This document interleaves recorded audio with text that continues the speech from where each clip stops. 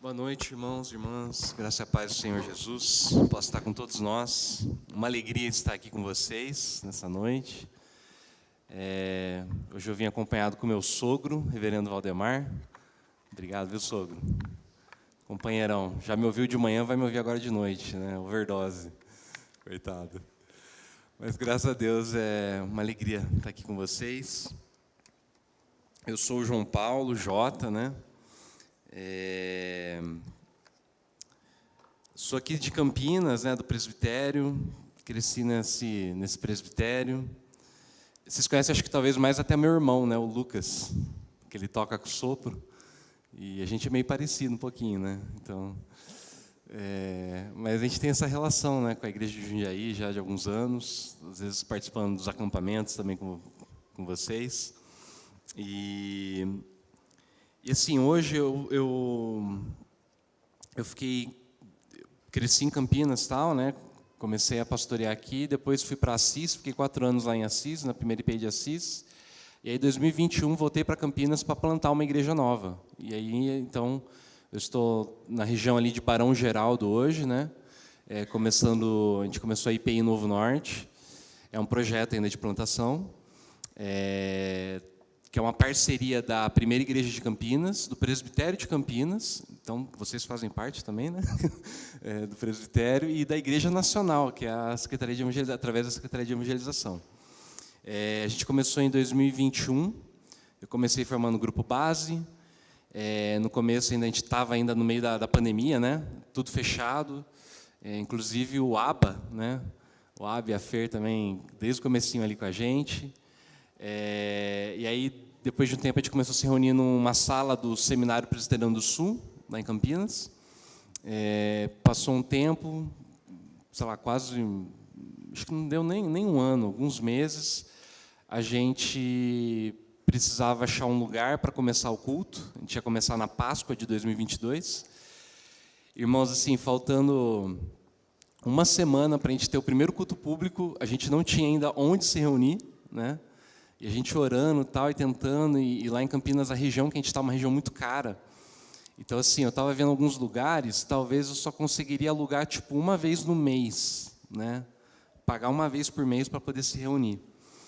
E aí, um dia, eu e a Paula, minha esposa, a gente, voltando de um salão da Fundação Síndrome de Down, que a gente foi ver, era um lugar muito bom, ia ser perfeito, só que eles não alugavam nem para a igreja, nem para partido político. Então, mas a gente estava voltando, a gente passou na frente de uma capelinha católica, a gente olhou uma capelinha assim, bonitinha, tal, paramos, fomos ver, tal, conversamos. E aí, eu tinha um menino limpando o jardim, peguei o contato, tal, para saber, né, de quem que era aquele lugar, quem cuidava. Aí ele me passou o contato no pessoal de um buffet, tinha um buffet que alugava lá para fazer casamento.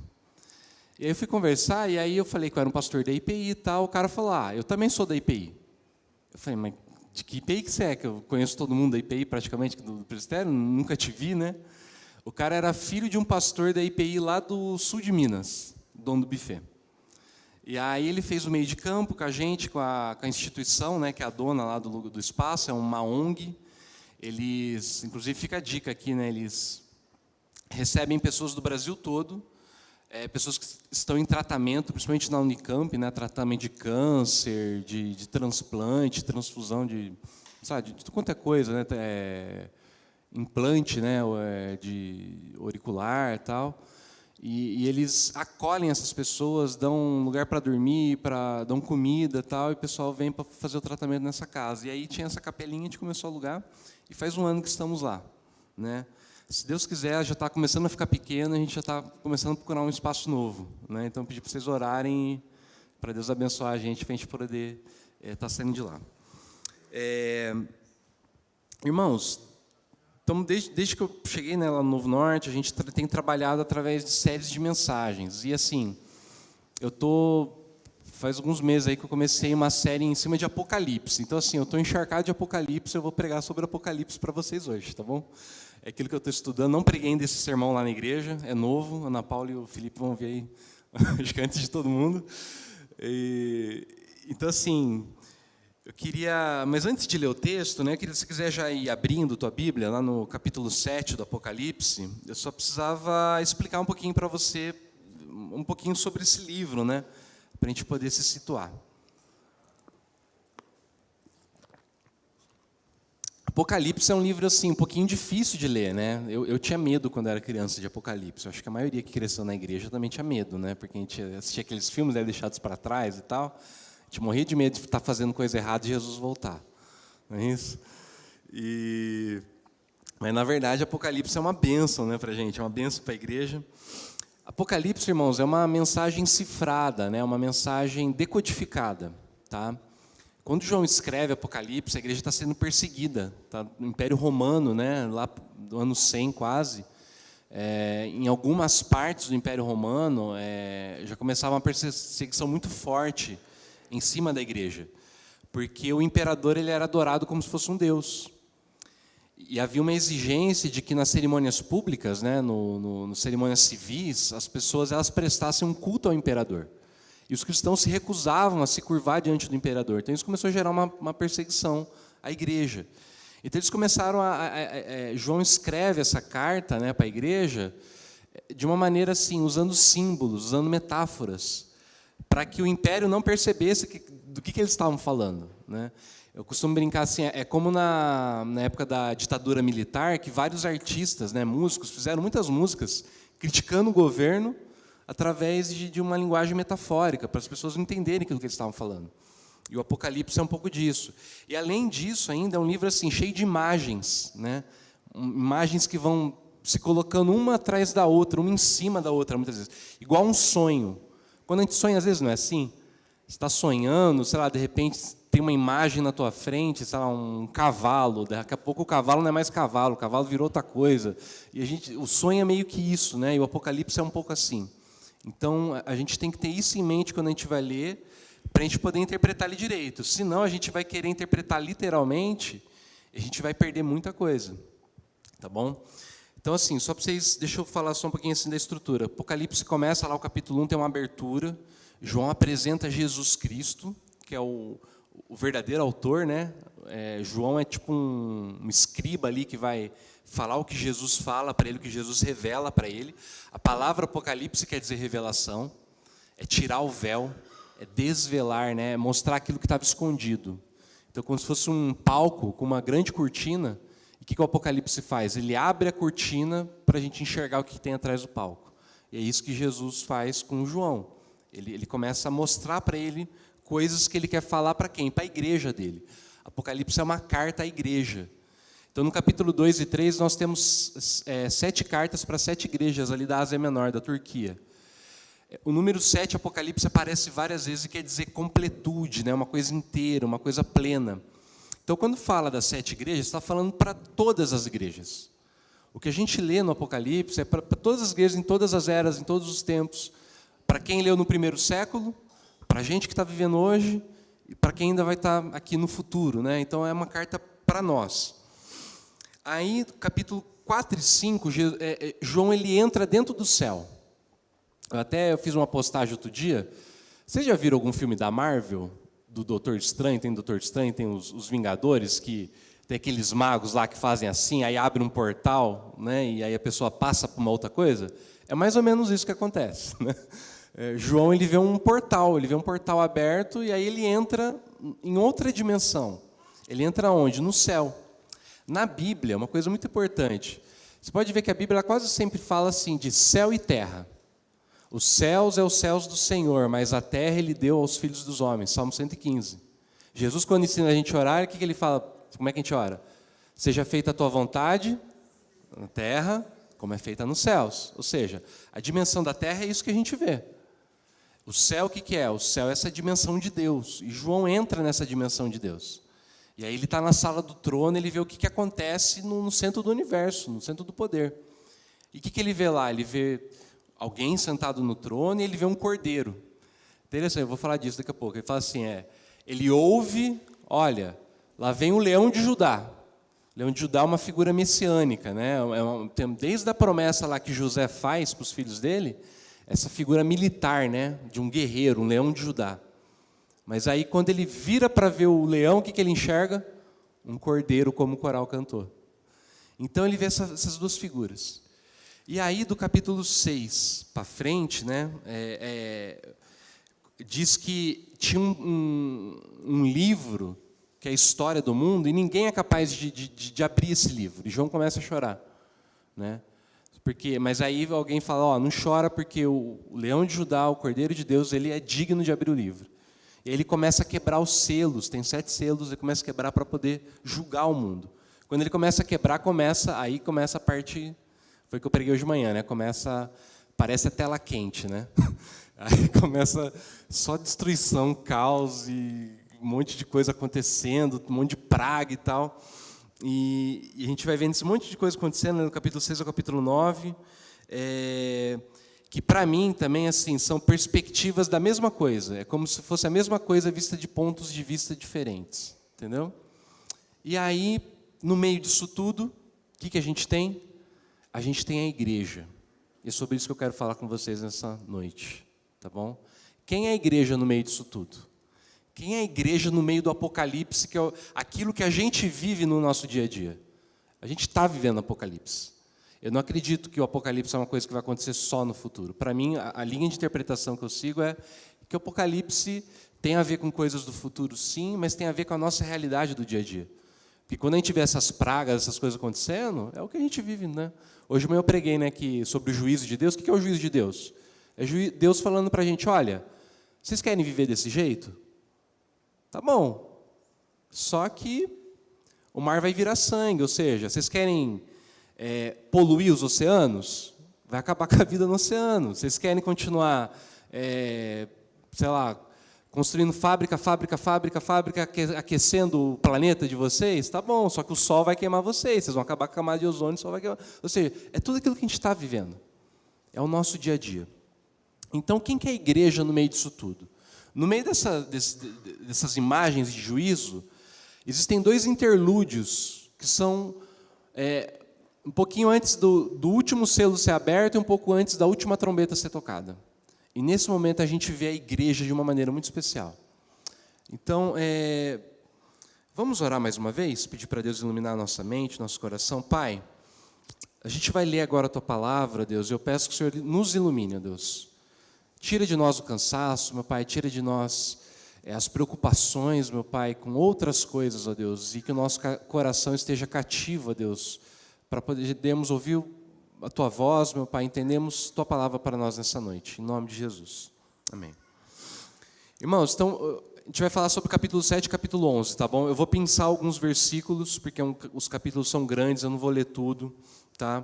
Mas quando a gente está aqui no capítulo 7... vamos ler a partir do verso 4. Diz assim: aí me foi dito o número dos que foram marcados. Então, assim, tem um anjo segurando, né, para que as desgraças não atinjam todo mundo, e fala assim, espera um pouquinho até que todo mundo seja marcado. Então, quem são aqueles que são marcados? Eram 144 mil.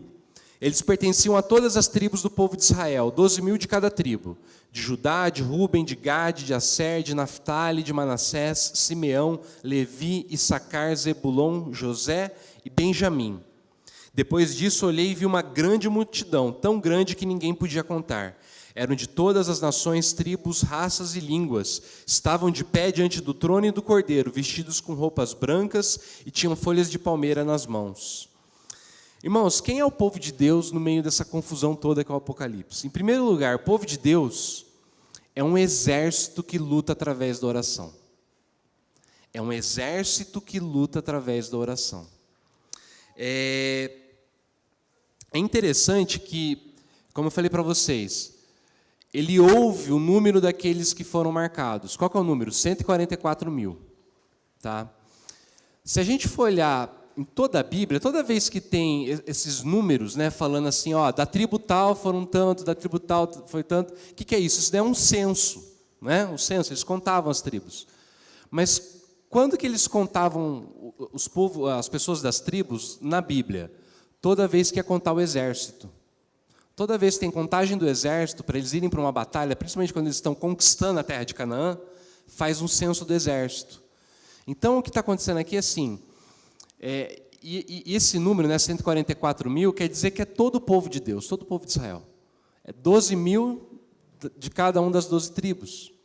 Então é um número bem simbólico, para dizer assim, ó, eles estavam reunidos como se fosse um grande exército. Só que aí quando João olha, o que ele enxerga? Ele enxerga uma grande multidão. Aí tem uma discussão aqui se é só o povo de Israel, se é o povo de Israel e a igreja, tipo, geral, né, universal. Eu tenho para mim que ele está vendo a mesma coisa. Por quê?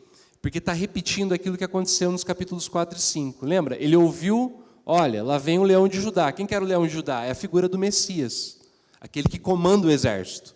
Mas quando ele olha para ver, ele vê um cordeiro.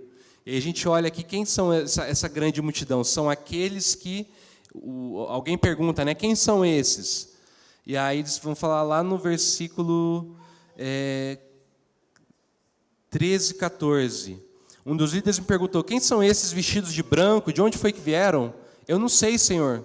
Tu sabes. Então ele me disse, estes são os que atravessaram, sãos e salvos, a grande perseguição. São as pessoas que lavaram suas roupas no sangue do Cordeiro e elas ficaram brancas. Ou seja, a igreja no meio disso tudo, né, é esse grande exército que está reunido diante do Cordeiro. E por que eu falo que eles são um exército que lutam através da oração? Porque quando a gente continua lendo, no capítulo 8, diz que lá no verso 4, capítulo 8, das mãos do anjo que estava diante de Deus, subiu a fumaça do incenso queimando, junto com as orações do povo de Deus. Ou seja, quem que é o povo de Deus? São aqueles que estão orando. Então o anjo pegou o vaso de incenso, encheu com fogo do altar e jogou sobre a terra. Houve trovões, estrondos, relâmpagos e um terremoto. Por que o anjo joga, né, esse incensário com as orações de volta na terra? Alguém sabe? Eu também não sei, tá? Apocalipse não vou falar quem sabe, mas eu dou um palpite, eu tenho um palpite. Eu acho que o anjo joga de volta o incensário na terra, sabe por quê? Porque as orações nossas, elas sobem até Deus. Só que aí Deus responde. E quase sempre, se você orou por algo, muito provavelmente você é a resposta de Deus para aquilo que você estava orando. Eu me lembro o C.S. Lewis, ele escreve uma trilogia cósmica, que é um conto, né, uma história de ficção, de um cara que viaja para outro planeta. No segundo livro dessa trilogia, ele vai para Vênus. E quando ele chega em Vênus, ele chega na criação do mundo. E esse astronauta, né, vamos dizer assim, é o Hanson, ele começa a conversar com a Eva desse planeta. Só que qual que é a surpresa dele? É que a serpente também está presente, está tentando Eva. E aí chega uma hora que ele começa a ficar desesperado, ele começa a orar. Ele fala assim, por favor, faz alguma coisa para a serpente não tentar a Eva, né, daqui também. Para que não aconteça nesse planeta aquilo que aconteceu na Terra. E ele ora. E qual que é a resposta de Deus? Silêncio. Deus não responde nada. Só que aí chega um momento que ele está orando, ele está desesperado. E assim, o Satanás, né, tem um cara que está endemoniado, na verdade. Satanás está dentro de um outro cara que está junto com ele. E aí ele tem uma hora que ele se cansa, ele parte para cima do cara, na porrada mesmo. Só que ele está com medo, porque ele sabe que o cara está endemoniado, né? Só que ele começa a lutar com o cara e ele percebe que ele consegue lutar com o cara. E aí o Lewis escreve assim, que naquela hora Hanson descobriu que talvez ele fosse a resposta de Deus para aquele mal. E é assim, geralmente. E aí a pergunta que eu quero fazer para a IPI de Jundiaí, que está comemorando, né, 68 anos. Quais têm sido as orações da IPI de Jundiaí? Hoje um culto de missões, né? O que tem caracterizado as orações dessa igreja? Para que a gente tem orado? Será que as nossas orações têm sido egocêntricas, sabe? Será que a gente está muito preocupado com as nossas dificuldades, o nosso dia a dia? E não que a gente não deva orar sobre essas coisas. A Bíblia fala que a gente deve apresentar tudo diante de Deus. Mas a gente não pode assim, só se preocupar com o nosso bem-estar. E ter esse tipo de relação com Deus, que é uma relação, eu falo assim, Deus como se fosse o gênio da lâmpada, né? Aquele que garante o nosso bem-estar.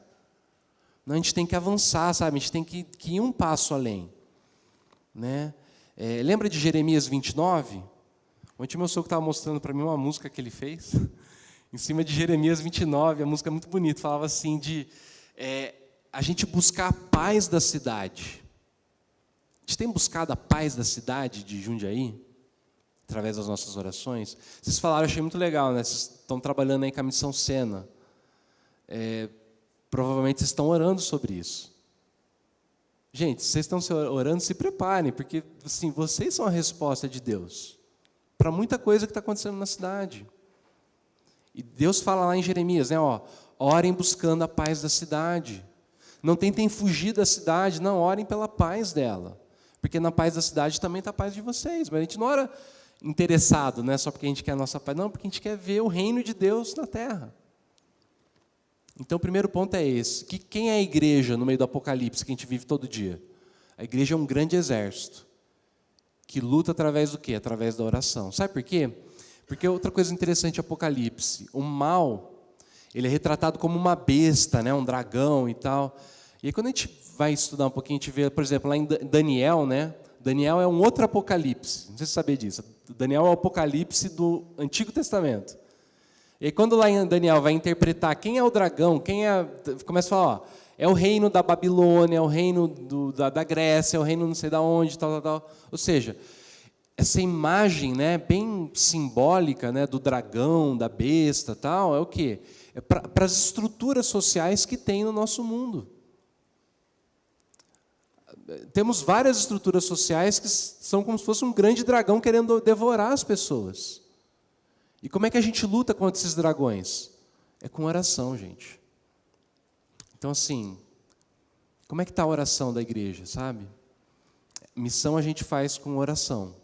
É colocando diante de Deus. E à medida que a gente coloca diante de Deus, né, Deus pega essa oração e aí vem um anjo e joga de novo na terra. Só que aí a hora que bate na terra, né, e atinge a gente, o que acontece? Trovão, terremoto, por quê? Porque Deus se move. Sabe, Deus se move. Eu tenho um testemunho para contar para vocês. Tem um cara indo lá na igreja, né, o Rodolfo, e a gente tem orado por várias coisas, e aí um dia ele compartilhou que o irmão dele sofreu um acidente. E eu lembro quando eu liguei para ele para fazer uma oração, o pastor Castro tem uma oração, que é uma oração que ele pegou do Dietrich Bonhoeffer, que foi um pastor da Alemanha, durante a Alemanha nazista, né, ele foi um pastor que resistiu ao nazismo. E o Bonhoeffer tem uma oração que ele fala assim, que ele pede para que Deus cerque a gente de bons poderes, né, que bons poderes do alto possam guardar a gente. E aí eu orei com o Rodolfo e tal, pedi para que bons poderes pudessem guardar o irmão dele. Fui visitar o irmão dele no hospital e tal. Depois o irmão dele contou para o Rodolfo o seguinte, que quando eu cheguei para visitar, naquela noite ele tinha sonhado comigo. Ele chegou, ele já tinha me visto durante a noite, em sonho. E ele contou para o Rodolfo que ele viu uma grande batalha espiritual em cima dele. Ele viu demônios, viu anjos e tal, e ele falou assim que os anjos... E ele contava, depois eu fui na casa lá visitar ele também, ele contava chorando, assim, sabe, como que os anjos em volta dele guardavam ele. E é interessante assim, que é um cara que nunca leu a Bíblia, eu acho, sabe, um cara que não é de igreja. E ele falava assim, que eles tinham 6 asas, que com as asas eles faziam assim, faziam tipo um escudo em volta dele e tal, e ele viu os demônios, e foi uma luta assim. Aqueles que estavam perto dele só tinham as asas, aqueles que estavam em cima tinham espadas e tal. E, e esse cara assim, impactado. Eu estava comentando com um amigo meu que é missionário, e ele falou assim, mano, esses caras assim, que são mais... porque ele é um cara que está fora da igreja e tal, um cara mais... uma série de questões e tal, falou assim, esses caras, para eles se converterem, tem que ser umas coisas meio fortes, assim. Deus tem que mostrar essas coisas para a pessoa ver assim, cara, eu estou te guardando, eu estou te chamando, você é meu, entendeu? É assim que a gente ora. E é assim que Deus vai trabalhando. Mas tem mais, vamos para o capítulo 11, quem mais é a igreja? A igreja também, ela é feita de testemunhas que são fiéis até a morte. A tua Bíblia deve estar assim, as 2 testemunhas no capítulo 11, não está não?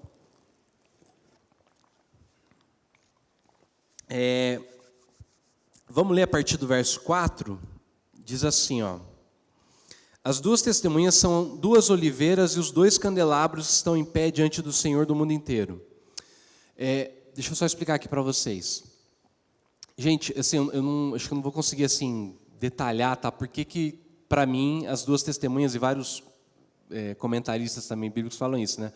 As duas testemunhas são a igreja, é uma metáfora aqui que ele está usando para a igreja. Porque no Apocalipse fala que o candelabro são as igrejas. Tá? Além disso, lembra que quando Jesus manda os discípulos, ele manda eles... Qual que é o número ali que vão para pregar? 2 em 2. Para quê? Para testemunhar.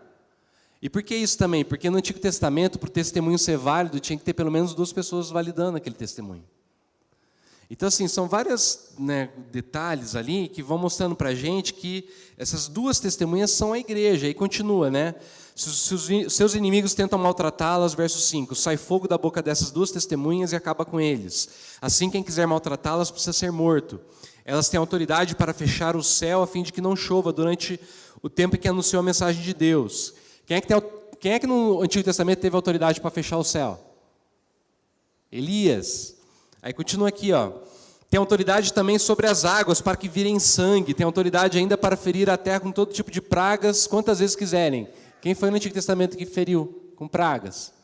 Moisés. Então a gente tem Elias e Moisés. Mas não que essas 2 testemunhas são Elias e Moisés. É a igreja no poder de Elias e Moisés. Ou seja, a igreja no poder de profetizar, de proclamar a palavra de Deus. Assim como eles fizeram no passado. Tá?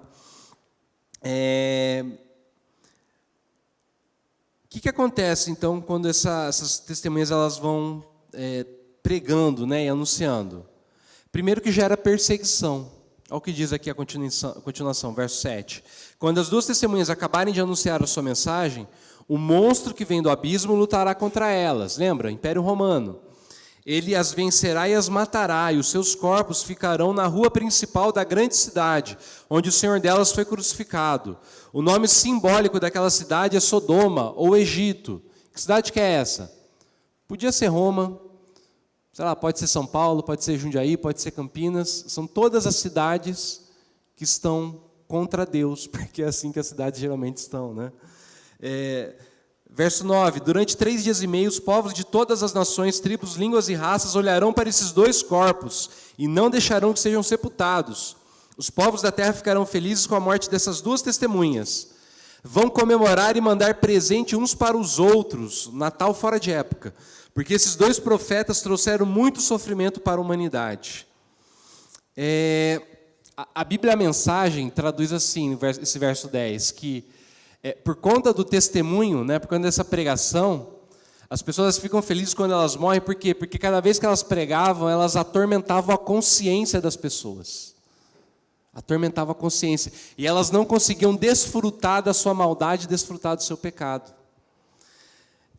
É isso, quando a igreja está presente, quando a gente está presente na cidade, nós somos aqueles que colocam limite no mal. Que não deixa que o mal seja completo, entendeu? Sabe? A igreja no meio ali da maldade é tipo água no chope. O pessoal não vai aproveitar o negócio, vai estar, sabe, meio ruim, né? Por quê? Porque não tem jeito, quando a igreja se faz presente, ela incomoda as pessoas. Vocês lembram de João Batista? Por que Herodes mandou matar João Batista? Porque ele não conseguia desfrutar do pecado dele. Porque João denunciava. Martin Luther King nos Estados Unidos, pregando, né, contra toda aquela estrutura racista que tinha. E aí atormentando a consciência das pessoas, né? E ele falava que os Estados Unidos, tipo, às 10 horas da manhã era o lugar mais segregacional que tinha no mundo todo. Por quê? Porque 10 horas da manhã é geralmente o horário do culto das igrejas. E as pessoas estavam todas divididas, separadas. E é isso que a igreja tem que fazer, ela tem que denunciar contra ela mesma, muitas vezes, quando a estrutura nossa que a gente constrói, ela está atrapalhando. Gente, é igual, pensa assim comigo, diz aqui que o corpo das testemunhas ele morreu e não pôde ser sepultado. Por quê? Porque quando o Império Romano mandava matar alguém, crucificar principalmente, o corpo ficava até apodrecer. Pendurado. Para quê? Para as pessoas verem que, isso aqui é o que acontece com quem se levanta contra Roma. Aí pensa comigo, José de Arimateia, que era um discípulo de Jesus, mas fazia parte do Sinédrio, disse que era um homem rico, o que ele faz? Ele pede para conversar com o governador, não é? Vai lá, conversa com o governador, pede, eu quero o corpo de Jesus para sepultar. Ele pede para falar com o rei, porque ele quer o corpo de Jesus para sepultar, e os caras liberam. Por que os caras liberaram o corpo de Jesus? É porque, no fundo, eles sabiam que Jesus era justo. No fundo, eles sabiam que o que eles tinham feito não estava certo. Agora, imagina comigo o que acontece é o seguinte. José de Arimateia, sendo um cara rico, um cara que tinha audiência com o governador, provavelmente, depois da ressurreição, ele foi chamado para mais jantar na casa do governador, né? Você consegue imaginar Pilatos tendo que olhar para a cara de José de Arimateia?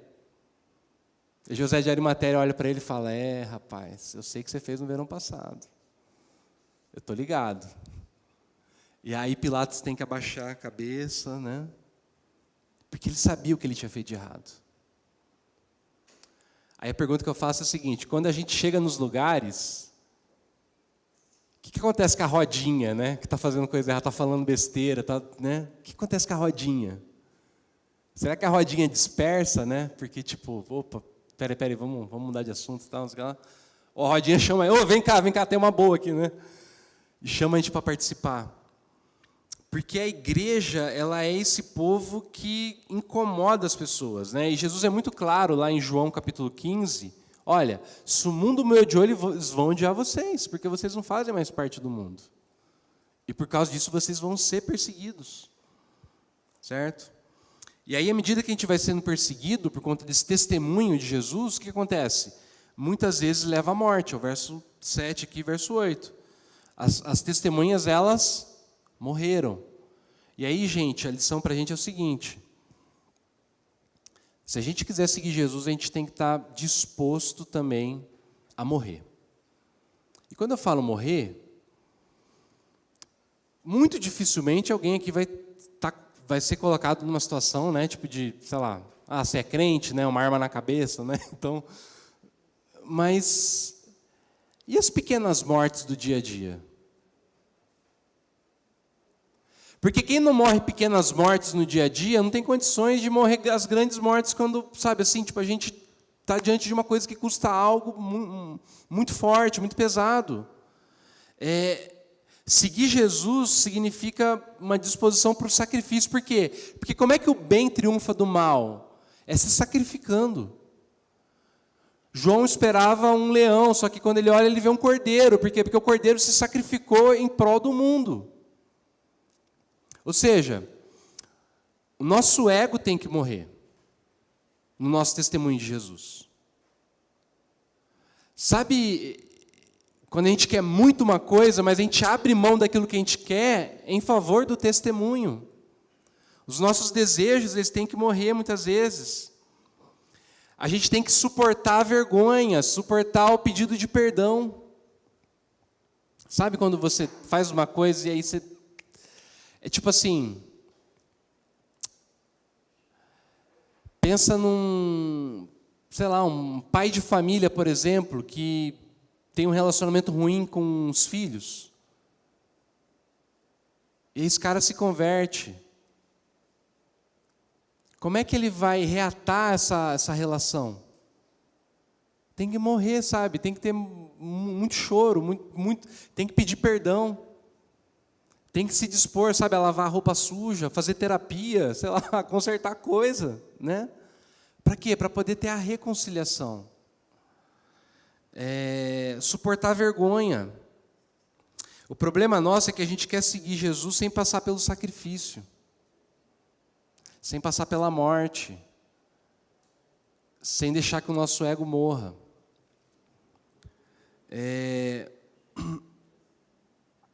A palavra Marte, né, a gente tem essa palavra, né, Marte, os mártires, ela é a mesma palavra grega que é traduzida aqui na Bíblia como testemunhas. É o Marte. Quem é o Marte?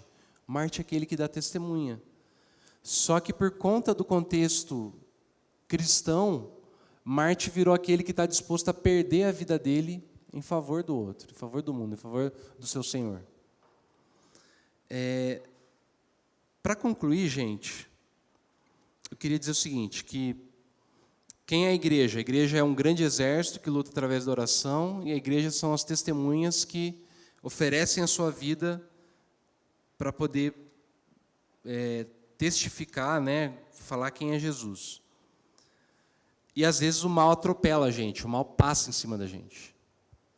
Só que, para concluir, eu queria dizer isso, que o mal não é final. E o Apocalipse deixa muito claro isso para a gente, em toda a carta. O mal nunca tem a última palavra no Apocalipse. Porque as testemunhas, elas morrem, mas o que acontece? Verso 11. Depois desses 3 dias e meio, um sopro de vida veio de Deus e entrou neles. E eles se levantaram. E todas as pessoas que os viram ficaram com um medo terrível. Aí os 2 profetas ouviram uma voz forte que vinha do céu e lhes dizia: subam aqui. Enquanto seus inimigos olhavam, os 2 profetas subiram ao céu numa nuvem. Naquele momento houve um violento terremoto. A 10ª parte da cidade foi destruída e morreram 7.000 pessoas. As outras ficaram com muito medo e louvaram a grandeza do Deus do céu.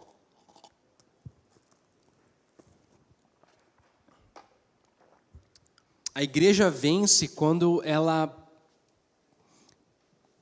participa, ela se torna tão parecida com Jesus que ela está até disposta a dar a vida dela, né, em favor do testemunho. Só que, da mesma forma que Jesus morreu e ressuscitou, a gente também está destinado à ressurreição, a novos começos, a coisas novas. Eu falo que o Novo Norte nasceu, né, a igreja que a gente está plantando, com esse propósito. Até o nome nosso é meio que um trocadilho com isso, né? É um novo norte, um novo recomeço. A gente está se propondo a ser uma igreja para a gente que precisa começar de novo a vida. Para a gente que precisa, sabe assim, de uma nova chance, de um novo recomeço. E aí é interessante que, à medida que a gente vai vivendo desse jeito, a gente vai se tornando essa comunidade crística, né? Essa comunidade encarnada que encarnou o estilo de vida de Jesus e se tornou pequenos cristos. E aí é isso que leva ao arrependimento, é o verso 13 aqui. Vocês perceberam que falou que morreu quantas pessoas? 7.000 e a 10ª parte. Sabe o que isso significa? Quando a gente olha para o Antigo Testamento, a 10ª parte é sempre o remanescente fiel. O que é isso? 90% deu ruim, abandonou Deus. Só 10% foi fiel. Lembra quando Deus está conversando com Abraão, que ele fala assim, vai destruir Sodoma e Gomorra? Fala assim, ó, se tiver 10 pessoas na cidade, 10 justos, eu vou salvar a cidade. Seria tipo a 10ª parte, entendeu? Só que aqui você percebe que teve uma inversão. Por quê? Porque está falando que só a 10ª parte que foi destruída. 90%, o que aconteceu?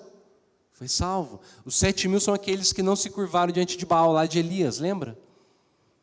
São aqueles que ficaram fiéis. Só que aqui está falando o seguinte, só 7.000 que morreu.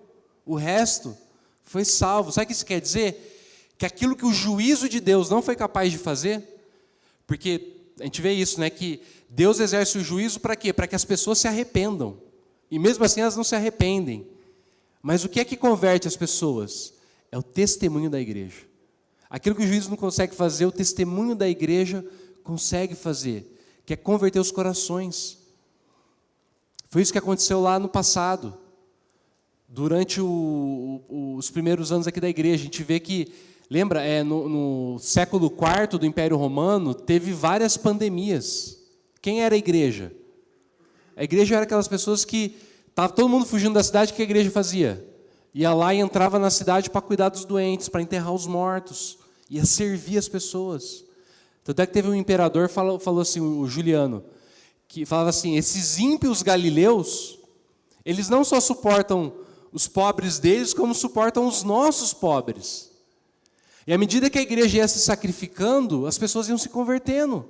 Sabe quando é que a igreja, ela converteu as pessoas do Império Romano? Não foi quando ela assumiu a alavanca do poder para poder, sabe assim, fazer um grande exército e lutar contra o Império Romano. Foi quando os cristãos estavam dentro da arena, dentro do Coliseu, prestes a morrerem através dos leões, das feras. E sabe o que eles faziam? Eles se ajoelhavam e oravam em favor do imperador.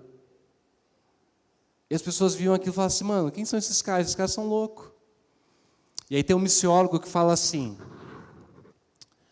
se vocês querem ser uma igreja missional, e eu queria acabar com isso, né? Se vocês querem ser uma igreja missional, o que vocês têm que fazer é se perguntar o seguinte, qual é o estilo de vida que a gente tem que ter que vai despertar a curiosidade das pessoas? As pessoas falam assim, meu, quem são esses caras da igreja de Jundiaí? Por que eles estão fazendo isso? Por que eles estão agindo dessa forma? Por que eles estão tão preocupados conosco? Por que eles estão servindo a gente desse jeito? Porque à medida que a gente vai vivendo desse jeito, se sacrificando, as pessoas começam a se perguntar, meu, quem são vocês? E aí o que a gente pode fazer? Pedro vai falar, vocês podem compartilhar a fé de vocês. E aí as pessoas se convertem. E o nome de Jesus é exaltado. Minha oração é para que a igreja de Jundiaí seja essa igreja. Que seja um grande exército, que lute através da oração e que seja uma testemunha fiel, que possa impactar a cidade através do testemunho. Ainda que vocês precisem, né, talvez, perder um pouquinho da vida de vocês, se sacrificarem, mas que vocês possam ser uma bênção para essa cidade. Amém? Vamos orar? Pai, graças te damos, ó Deus, por essa palavra que nos desafia e que nos anima também, ó Deus, porque sabemos que o mal não tem a resposta final. Sabemos que a igreja ela é vitoriosa, meu Pai, por onde ela vai. Sabemos que a igreja, ela prospera, meu Deus, ela avança e as portas do inferno não podem resisti-la. Que nós possamos ser essa igreja, meu Pai, que possamos ser essa testemunha fiel, ó Deus, que vence através do sacrifício, que vence abrindo mão, meu Pai, do poder, que vence servindo as pessoas, que vence abençoando o mundo, ó Deus. Que o Senhor possa abençoar essa cidade. Abençoe, ó Deus, o prefeito, os vereadores, os governos, meu Pai, aqueles que têm autoridade, os empresários. Abençoe o povo que está na rua. Abençoe, ó Deus, aqueles que estão sofrendo, Deus, com as drogas, enfim, meu Pai, todos aqueles que precisam ouvir do Teu nome, Deus, que a gente consiga alcançar essas pessoas, meu Pai, que o Senhor possa ser abençoado. Abençoe as outras igrejas, meu Pai, da cidade, que não são nossas inimigas, meu Deus, não são as concorrentes, ó Pai, mas que são também parte do Teu reino, ó Deus, que o Senhor também possa fazê-las prosperar, meu Pai, para a glória do Teu nome, para que o Teu reino avance, ó Deus, sobre essa cidade, em nome de Jesus. Amém.